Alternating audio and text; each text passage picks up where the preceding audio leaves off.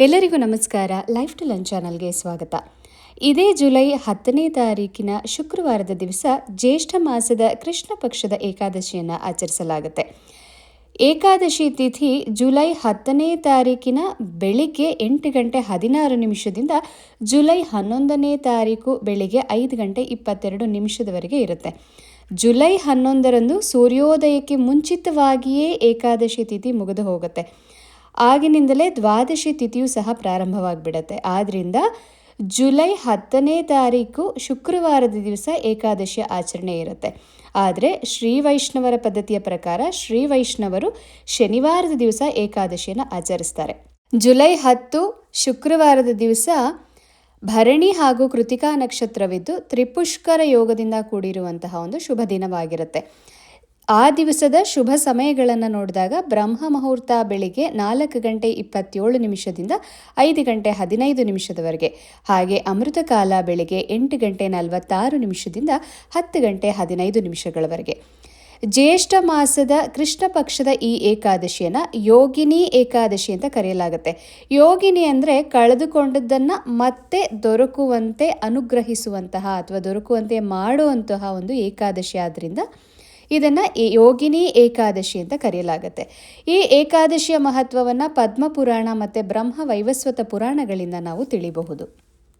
ಪ್ರತಿಯೊಂದು ಏಕಾದಶಿಯಲ್ಲೂ ಸಹ ಆಯಾ ಏಕಾದಶಿಯ ಮಹತ್ವವನ್ನು ತಿಳಿಯೋದು ಬಹಳ ಮುಖ್ಯ. ಇಲ್ಲಿ ಪ್ರತಿ ಏಕಾದಶಿಯಲ್ಲಿಯೂ ಸಹ ಕೃಷ್ಣ ಧರ್ಮರಾಯನ ಮುಖಾಂತರ ನಮ್ಮೆಲ್ಲರಿಗೂ ಸಹ ಏಕಾದಶಿಯ ಮಹತ್ವವನ್ನು ತಿಳಿಸ್ಕೊಡ್ತಾನೆ. ಒಮ್ಮೆ ಧರ್ಮರಾಯ ಕೃಷ್ಣನನ್ನ ಕುರಿತು ಕೇಳ್ತಾನೆ, ಮಧುಸೂದನ, ಜ್ಯೇಷ್ಠ ಮಾಸದ ಶುಕ್ಲ ಪಕ್ಷದ ನಿರ್ಜಲಾ ಏಕಾದಶಿಯ ಕಥೆಯನ್ನು ನಾನು ಕೇಳಿದ್ದೀನಿ. ಈಗ ಜ್ಯೇಷ್ಠ ಮಾಸದ ಕೃಷ್ಣ ಪಕ್ಷದ ಏಕಾದಶಿಯ ಮಹತ್ವವನ್ನು ತಿಳಿಯುವಂತಹ ಮನಸ್ಸಾಗಿದೆ.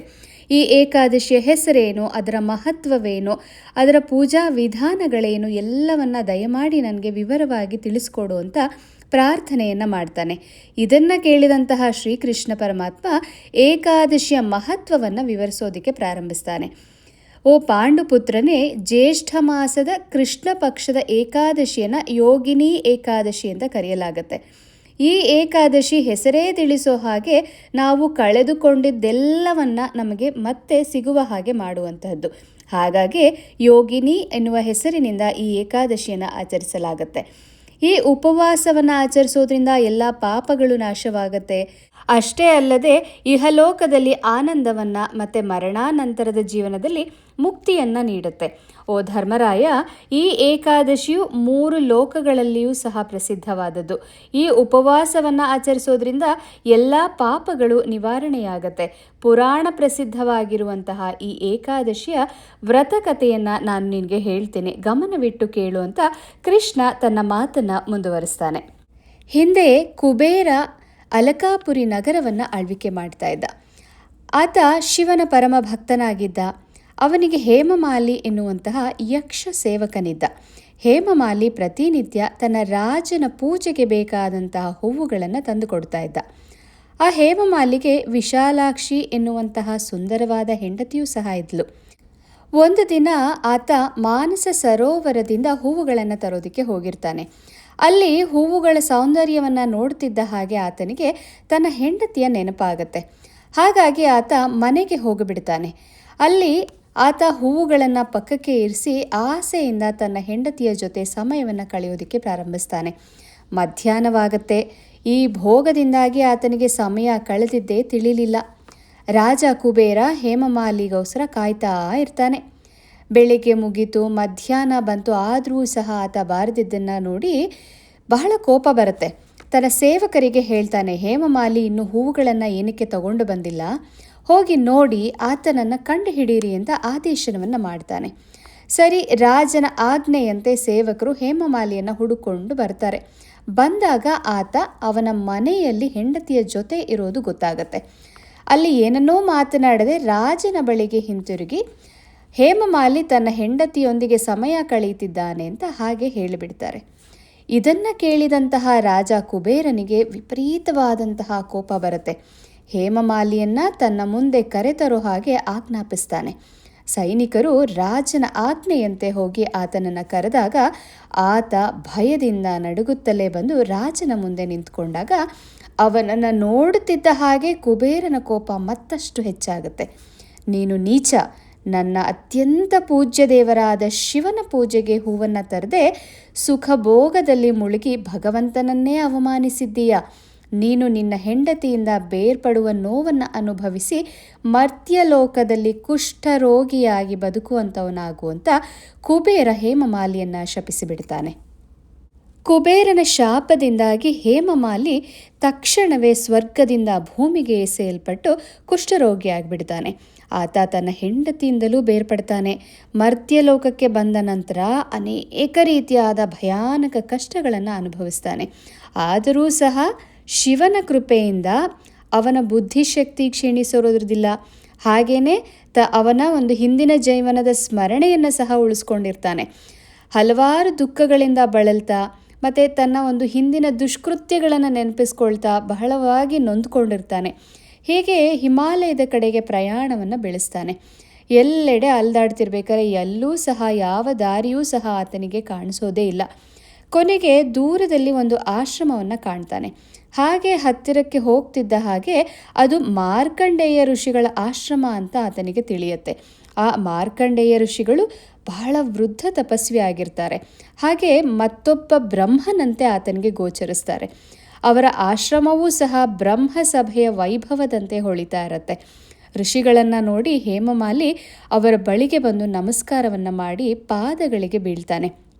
ಹೇಮಮಾಲಿಯನ್ನು ನೋಡಿ ಋಷಿ ಮಾರ್ಕಂಡೇಯರು ಕೇಳ್ತಾರೆ, ನೀನು ಕುಷ್ಠರೋಗಿಯಾಗಿ ಇಷ್ಟು ಭೀಕರ ಕಷ್ಟಗಳನ್ನು ಸಹಿಸ್ಕೊಳ್ಳೋದಕ್ಕೆ ಏನು ಕಾರಣ? ನೀನು ಎಂತಹ ಒಂದು ನೀಚ ಕೃತ್ಯಗಳನ್ನ ಮಾಡಿದ್ದೀಯಯ್ಯ ಅಂತ ಪ್ರಶ್ನೆಯನ್ನು ಮಾಡ್ತಾರೆ. ಋಷಿಯ ಮಾತುಗಳನ್ನು ಕೇಳಿದಂಥ ಹೇಮಮಾಲಿ, ಓ ಮಹರ್ಷಿಗಳೇ, ನಾನು ರಾಜ ಕುಬೇರನ ಸೇವಕನಾಗಿದ್ದೆ. ನನ್ನ ಹೆಸರು ಹೇಮಮಾಲಿ.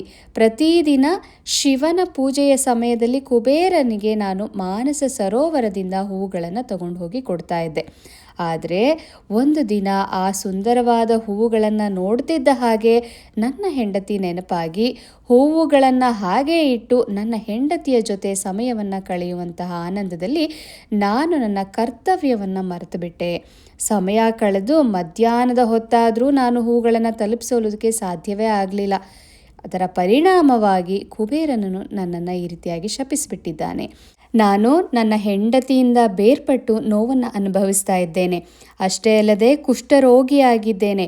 ಈ ಭೂಮಿಯ ಮೇಲೆ ಭಯಾನಕ ಕಷ್ಟಗಳನ್ನು ಸಹಿಸ್ತಾ ಇದ್ದೇನೆ. ಆದ್ದರಿಂದ ದಯಮಾಡಿ ನನ್ನ ಶಾಪ ವಿಮೋಚನೆಗೆ ಒಂದು ಮಾರ್ಗವನ್ನು ಸೂಚಿಸಿ ಅಂತ ಹೇಮಮಾಲಿ ಪರಿಪರಿಯಾಗಿ ಋಷಿಗಳಲ್ಲಿ ಬೇಡ್ಕೊಳ್ತಾನೆ. ಆಗ ಋಷಿಗಳು, ಹೇಮಮಾಲಿ, ನೀನು ನನ್ನ ಮುಂದೆ ಸತ್ಯವನ್ನೇ ನುಡಿದಿದ್ದೀಯ. ಆದ್ದರಿಂದ ನಿನ್ನ ಮೋಕ್ಷಕ್ಕಾಗಿ ಉಪವಾಸದ ವ್ರತವೊಂದನ್ನು ನಿನಗೆ ಹೇಳ್ತೇನೆ. ಜ್ಯೇಷ್ಠ ಮಾಸದ ಕೃಷ್ಣ ಪಕ್ಷದಲ್ಲಿ ಬರುವಂತಹ ಯೋಗಿನಿ ಏಕಾದಶಿ ಉಪವಾಸವನ್ನು ನೀನು ಸರಿಯಾದ ವಿಧಿವಿಧಾನಗಳೊಂದಿಗೆ ಆಚರಿಸಿದರೆ ನಿನ್ನ ಎಲ್ಲ ಪಾಪಗಳು ನಾಶವಾಗುತ್ತೆ ಅಂತ ಋಷಿ ಮಾರ್ಕಂಡೇಯರು ಆತನಿಗೆ ಹೇಳ್ತಾರೆ. ಋಷಿಗಳ ಮಾತುಗಳನ್ನು ಕೇಳಿ ಹೇಮಮಾಲಿಗೆ ಬಹಳ ಸಂತೋಷವಾಗುತ್ತೆ. ಹಾಗೆ ಋಷಿಗಳ ಸೂಚನೆಯಂತೆ ಸರಿಯಾದ ವಿಧಿವಿಧಾನಗಳೊಂದಿಗೆ ಯೋಗಿನಿ ಏಕಾದಶಿ ಎಂದು ಉಪವಾಸವನ್ನು ಆಚರಿಸ್ತಾನೆ. ಈ ಉಪವಾಸದ ಪರಿಣಾಮದಿಂದಾಗಿ ಆತ ತನ್ನ ಮೂಲ ರೂಪಕ್ಕೆ ಮರಳಿ ಮತ್ತೆ ತನ್ನ ಹೆಂಡತಿ ಹಾಗೂ ಕುಟುಂಬದ ಜೊತೆಗೆ ಒಂದಾಗ್ತಾನೆ. ಓ ಧರ್ಮರಾಯ, ಈ ಯೋಗಿನಿ ಏಕಾದಶಿಯ ಕಥೆಯನ್ನು ಕೇಳುವಂತಹ ಪುಣ್ಯ 88,000 ಬ್ರಾಹ್ಮಣರಿಗೆ ಊಟ ಹಾಕಿದ ಪುಣ್ಯಕ್ಕೆ ಸಮಾನವಾಗಿರುತ್ತೆ. ಈ ಉಪವಾಸವನ್ನು ಆಚರಿಸೋದ್ರಿಂದ ಸಕಲ ಪಾಪಗಳು ನಾಶವಾಗುತ್ತೆ. ಕಳೆದು ಹೋದಂತಹ ವಸ್ತುಗಳು ಮತ್ತೆ ಸಿಗುತ್ತೆ. ಅನಾರೋಗ್ಯವಿದ್ದರೆ ಆರೋಗ್ಯ ಪ್ರಾಪ್ತಿಯಾಗತ್ತೆ. ಕಳೆದುಕೊಂಡಂತಹ ಸುಖ ಜೀವನವನ್ನು ಮತ್ತೆ ಪಡೆಯುತ್ತಾರೆ. ಈ ರೀತಿಯಾಗಿ ಕೃಷ್ಣ ಧರ್ಮರಾಯನಿಗೆ ಈ ಯೋಗಿನಿ ಏಕಾದಶಿಯ ಮಹತ್ವವನ್ನು ತಿಳಿಸ್ಕೊಟ್ಟಿದ್ದಾನೆ. ಒಟ್ಟಾರೆಯಾಗಿ ಹೇಳೋದಾದರೆ ನಮ್ಮ ಕರ್ತವ್ಯವನ್ನು ನಾವು ನಿಷ್ಠೆಯಿಂದ ಮಾಡಬೇಕು. ಯಾವುದೇ ಕರ್ತವ್ಯವಾಗಲಿ ನಿಷ್ಠೆಯಿಂದ ಮಾಡಬೇಕು. ಅದರಲ್ಲೂ ಧಾರ್ಮಿಕವಾಗಿರುವಂತಹ ಪೂಜೆಯಂತಹ ಕರ್ತವ್ಯಗಳನ್ನು ನಿರ್ವಹಿಸಬೇಕಾದ್ರೆ ಆ ವ್ಯಕ್ತಿ ಸೋಮಾರಿಯಾಗಿ ಅಥವಾ ನಿರ್ಲಕ್ಷ್ಯದಿಂದ ಇರಬಾರ್ದು. ಬದಲಾಗಿ ಯಾವಾಗಲೂ ಶಿಸ್ತುಬದ್ಧರಾಗಿ ಇರಬೇಕು. ನಿಯಂತ್ರಿತ ಮನಸ್ಸಿನಿಂದ ದೇವರ ಒಂದು ಸೇವೆಗೆ ಸಮರ್ಪಿತರಾಗಿರಬೇಕು. ಆಗಷ್ಟೇ ಭಗವಂತ ನಮ್ಮ ಸಕಲ ಕಷ್ಟಗಳನ್ನು ನಿವಾರಿಸಿ ಸದಾಕಾಲ ನಮ್ಮನ್ನು ರಕ್ಷಿಸ್ತಾನೆ. ಜುಲೈ 9ನೇ ತಾರೀಕು ಗುರುವಾರ ದಶಮಿ ಒಪ್ಪತ್ತು. ಜುಲೈ 10ನೇ ತಾರೀಕಿನ ಶುಕ್ರವಾರ ಏಕಾದಶಿ ಪೂರ್ಣ ಉಪವಾಸ. ಜುಲೈ 11ನೇ ತಾರೀಕಿನ ಶನಿವಾರ ದ್ವಾದಶಿ ಪಾರಣೆ. ಶನಿವಾರದ ದ್ವಾದಶಿಯ ಪಾರಣೆಯ ಸಮಯ ಬೆಳಿಗ್ಗೆ 6:28 9:18 ಪ್ರತಿ ಏಕಾದಶಿಯಂತೆ ಈ ಏಕಾದಶಿಯಲ್ಲೂ ಸಹ ಬ್ರಹ್ಮ ಮುಹೂರ್ತದಲ್ಲಿಯೇ ಇದ್ದು ಸ್ನಾನಾದಿಗಳನ್ನು ಮುಗಿಸಿ ವಿಘ್ನೇಶ್ವರನಿಗೆ ನಮಿಸಿ ಮನೆ ದೇವರಿಗೆ ಪೂಜೆ ಮಾಡಿ ನಂತರ ವಿಷ್ಣುವಿನ ದಶಾವತಾರದ ಯಾವುದೇ ರೂಪಕ್ಕಾದರೂ ಸಹ ಏಕಾದಶಿಯ ದಿವಸ ಪೂಜೆಯನ್ನು ಮಾಡ್ಬೋದು. ಯಥಾನುಕೂಲ ಯಥಾಶಕ್ತಿಯಿಂದ ದಿನಪೂರ್ತಿ ಪೂರ್ಣ ಉಪವಾಸದಿಂದ ಇದ್ದು ಭಗವಂತನ ನಾಮಾವಳಿಗಳನ್ನು ಪಠಿಸಿ ಶುದ್ಧ ಮನಸ್ಸಿನಿಂದ ಏಕಾದಶಿ ವ್ರತವನ್ನು ಆಚರಿಸಬೇಕು. ಲಕ್ಷ್ಮೀ ಸಹಿತವಾಗಿ ಮಹಾವಿಷ್ಣುವನ್ನು ಆರಾಧಿಸಬೇಕು.